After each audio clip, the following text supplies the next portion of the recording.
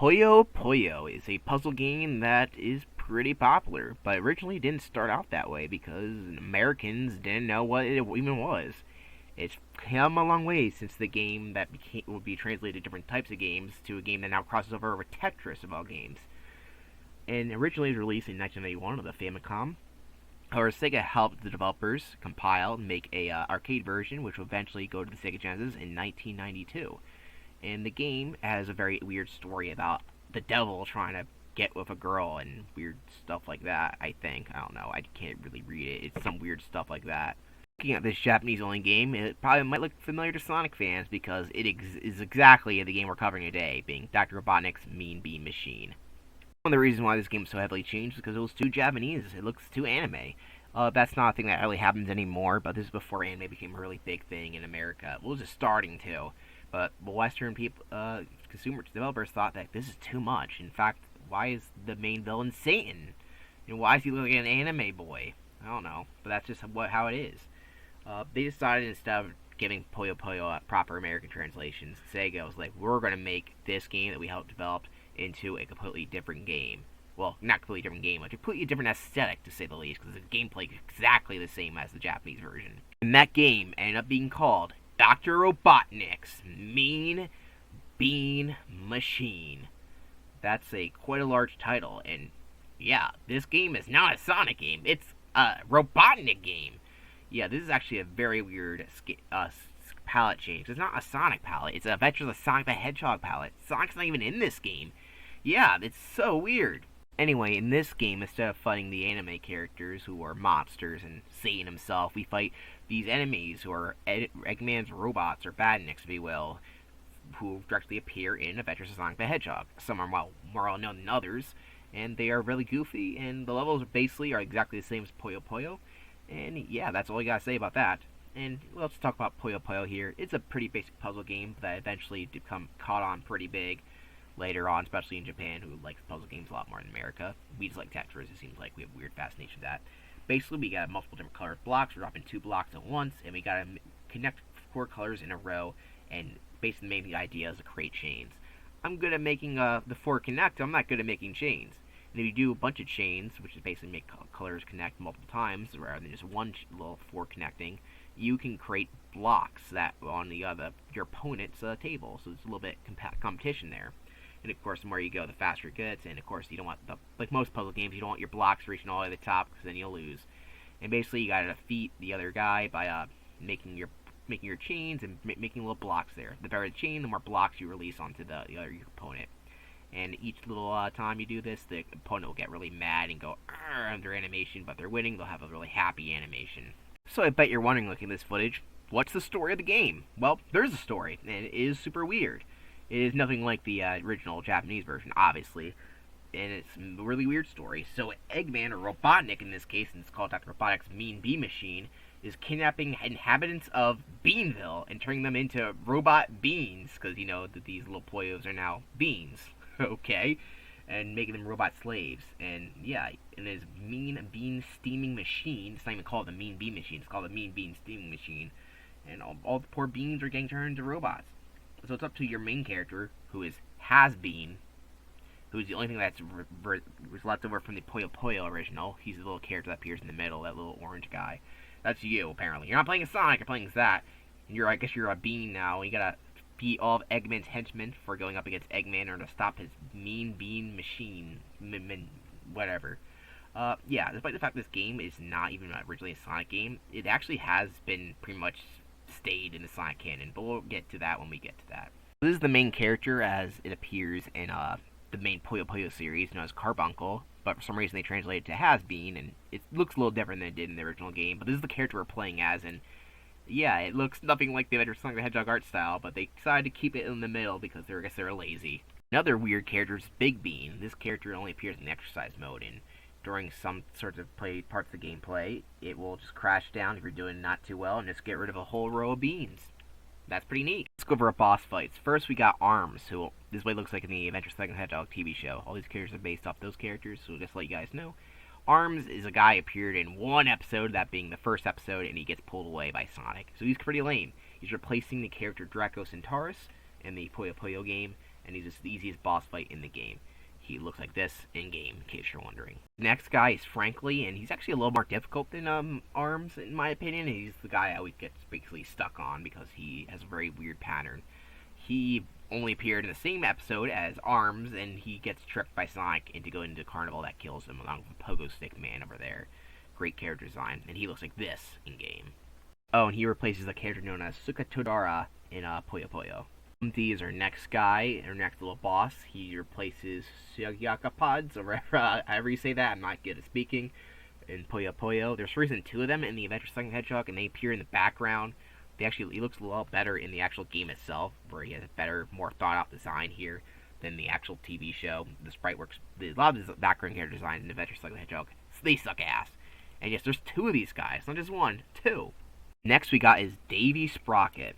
Yeah, that's this guy's name, Davy Sprocket. He replaces the character Sazura Man in Puyo Puyo, and you can tell he has the same exact role as Arms in the original cartoon, where he gets killed by Sonic immediately in the first episode. I don't know why all these guys are from the first episode, or in the fact that they were lazy and just took all those weird stuff. The next character is Coconuts, who replaces the character Harpy in Puyo Puyo.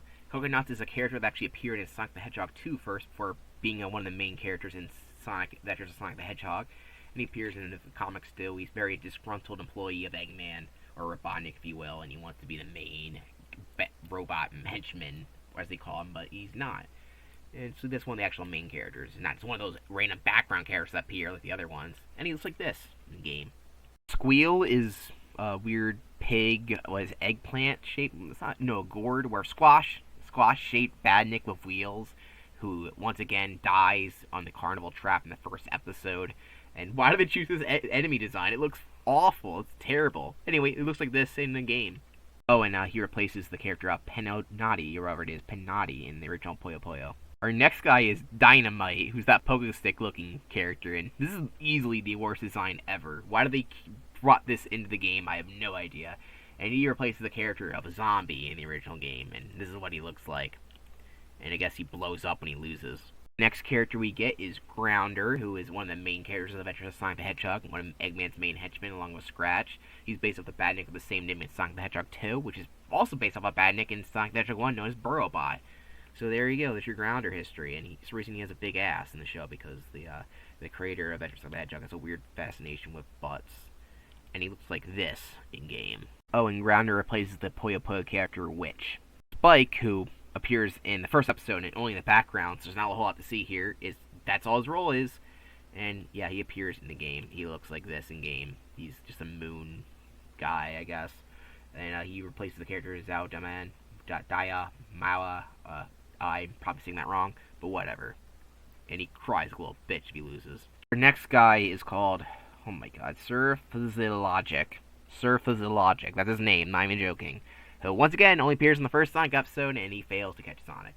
And he actually looks pretty interesting in game. He's got a nice pink coat. He's got a nice staff. He looks pretty cool, actually, even though in the actual cartoon he looks like absolute crap. And he replaces the character known as Sexo Wegley. I don't know, which is hard to say. Sir Fuzzalakajic, or whatever the hell that is. Dragon Breath is our next guy. He's a dragon who has a Marvin the Martian kilt for some reason, and he is another one of the enemies that appear in the first episode of Sonic Adventures of Sonic the Hedgehog, and yeah, he replaces the character Minotaur, and he looks like this in-game. Lovely. Oh my god, that's a great face. Our next enemy is Scratch, who we already talked about in our Sonic Spinball, because he appears in that as well. He is loosely based off the Cluck enemy in Sonic the Hedgehog 2, and he's one of Eggman's main henchmen. He also has a really annoying voice. So there you go on that. In case you're wondering what he looks like in-game, he looks like this. This is what happens. This is a face he makes when he's losing. He replaces the character of Ralu. And the final boss who replaces Satan is none other than Dr. Robotnik himself. And if you couldn't tell, his design looks a lot different than how Eggman appears in-game. That's because the story supervisor of the Adventures of Sonic the Hedgehog drastically redesigned Eggman to make him look funnier, and he has black eyes and red pupils, and one of the things he emphasizes is his giant ass. I'm not joking, that's part of the sketch, the notes on this character. And yeah, that's that. And let's actually get to the Eggman, because that's the most interesting thing we have here to talk about. After you defeat every one of Eggman's henchmen before you get to Robotnik, He can see his background making his beam robots, and he's like, I will do it for you guys, 'cause you suck. And that's your final enemy, Stage 13. You gotta beat the big old egghead himself. And he is the hardest boss in the game because he moves super fast, and you have to be an expert at this game to get here. Of course you will, because this game is not easy on the boss fights. Well, it's pretty basic if you're casually playing against another player, but this game basically treats the main mode as basically you got to be a competitive player in order to win this game. I've been playing this game for a long time, and I still can only get to like a third level or maybe fourth level most of the time. Usually don't even do well with the second level. You just got to know your patterns and how to stack up your little Puyo Puyo blobs there. But this person here, they did a pretty good job in defeating him. Once you do this, all the little bean folk get released, and Eggman, Robotnik here, is like, oh no, I'm gotta leave. I can't believe my mean bean machine lost. After defeating Eggman, you get to see a roll call of all the little enemies you fought, all the characters on Advert of Sonic the Hedgehog. Overall, this game is fine and all, but it does lack a lot of the stuff the original game had, at least in the character design. Some of the characters aren't bad, but overall, it is a weird decision to make it based off Advert of Sonic the Hedgehog, and we will see this game reappear in other Sonic games, but the fact that these characters don't reappear, because why? Do you really want this character here, Squeal, to be a recurring Sonic character?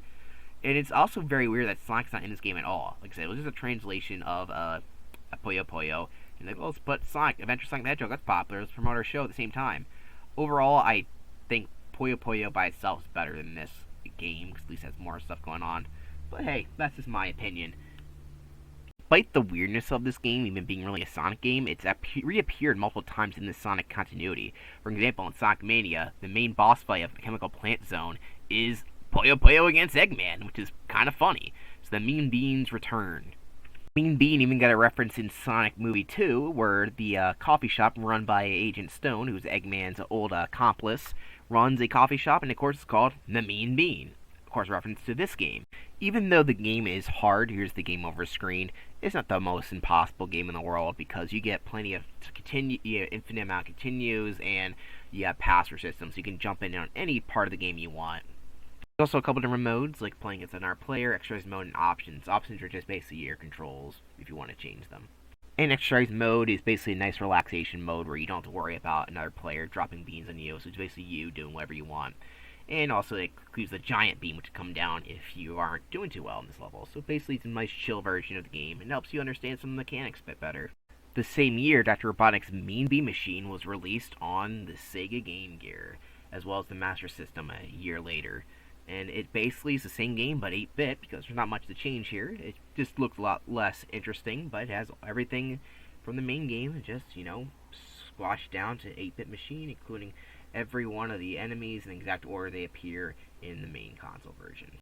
And even though it's pretty much the same exact gameplay, I found the first level to be incredibly slow, and it was not as much fun to play the 16-bit version. I actually ended up killing myself after playing this for like at least 20 minutes and going nowhere. So yeah, I ultimately actually don't prefer it over the 8-bit 16-bit version. However, there is a new mode in this game that makes it a little unique. A thing known as puzzle mode. And puzzle mode basically gives you little objectives in each of the levels. Basically, there's two things. You eliminate all beans and try to make rows of stuff. Like for here, you have to get rid of all the red beans. It's pretty interesting, but I'm not good at making rows, but getting rid of the red beans is pretty fun.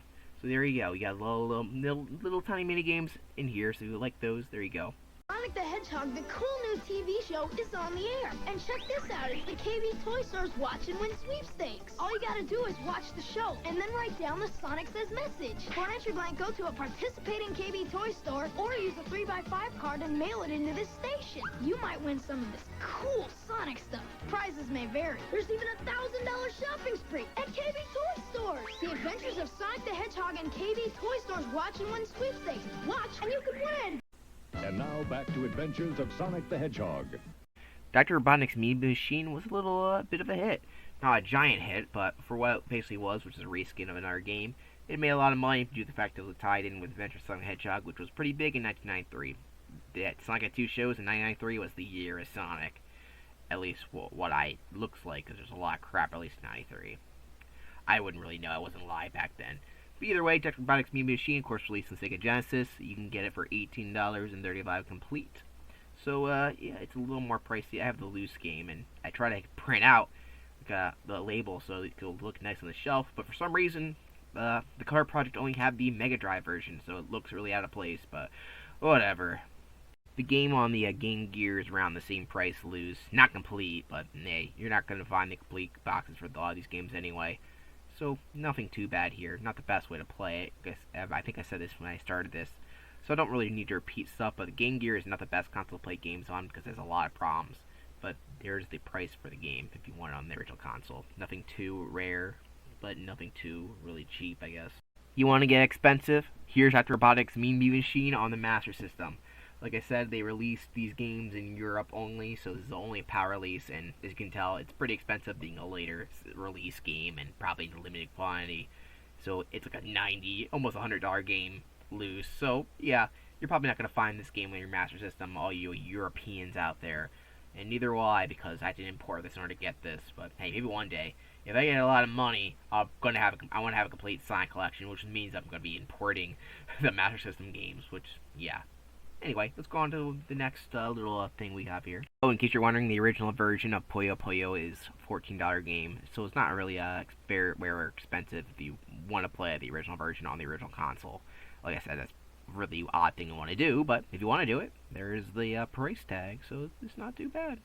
Not too rare. Sonic Classics is a 1 in 3 cartridge, I guess you call it. 3 games in 1, and Dr. Robotnik's Mean Bee Machine was on it, including Sonic 1 and 2. It's not the...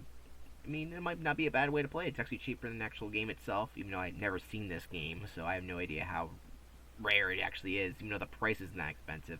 Probably because the games on it aren't really that lucrative, because they're pretty easy to find on the Genesis. But that's the reason why I think it's so cheap, even though I've never seen this cartridge. It's known as 3-in-1 in Europe, in case you're wondering. It's like a puzzle pack, which I guess this game's rare because it doesn't appear on price charting, and it has very weird prices. I'm not sure exactly how much it'd be worth. It's a PC game that features Dr. Robotnik's Mean Bee Machine on it. So, yeah, if you find it, it's not that common, but at the same time, it's probably not worth that much. The Mega Collection, of course, featured Dr. Robotnik's Mean Bee Machine on it. I've talked multiple times about this game. It's definitely worth picking up if you have one of the 6th generation consoles. And I believe the 8-bit version is on the Plus version, in case you're wondering.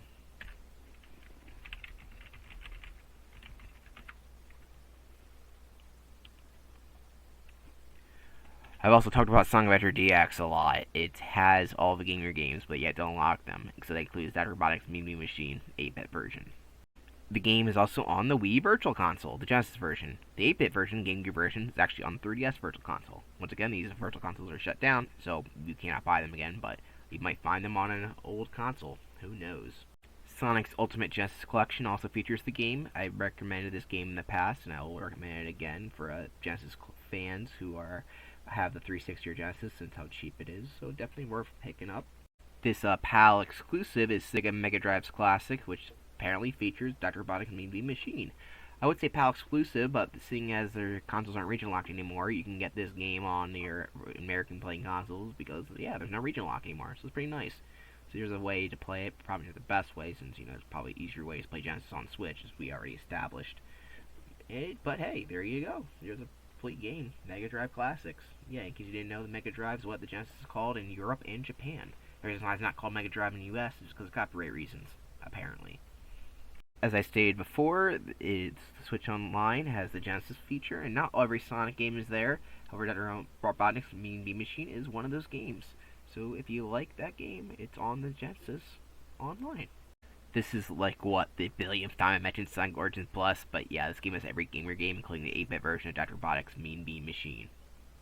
Dr. Robotnik's Mean Bee Machine is going in the C tier, mostly for not really having much to do, standing out-wise. I think the original Japanese version has a little bit more going on. Just like the Hedgehog aesthetic is kind of a weird, even though some of the characters they redesigned look a little better. Still, the original designs in the show are awful. Like, they had the Post-it guy there and Squeal as one of the characters you're fighting against. I was liking difficulties a little too much. Well, it's a fun puzzle game. It's nothing to write home about, in all honesty. And I think the Puyo Puyo series has gone and done a little more interesting things with the mechanics than in their original game. It was just a nice little foot stop. Like, oh, let's give Americans another Japanese game they wouldn't like either way. It actually wasn't the only game they're going to do. I'm not sure what game was originally, but they're going to translate this Japanese game into a game called Sister Sonic, about Sonic having a sister. However, that was initially rejected by a lot of audiences. They never really got far in development. They just released the game as is on the Genesis. I don't know what that game is, actually, even though I'm supposed to be a Sonic expert. Anyway, that's all there is to say about Dr. Robotnik's Mean Beat Machine. And next time we've got a couple of arcade games to cover, and we'll be covering those two when I meet you guys next time.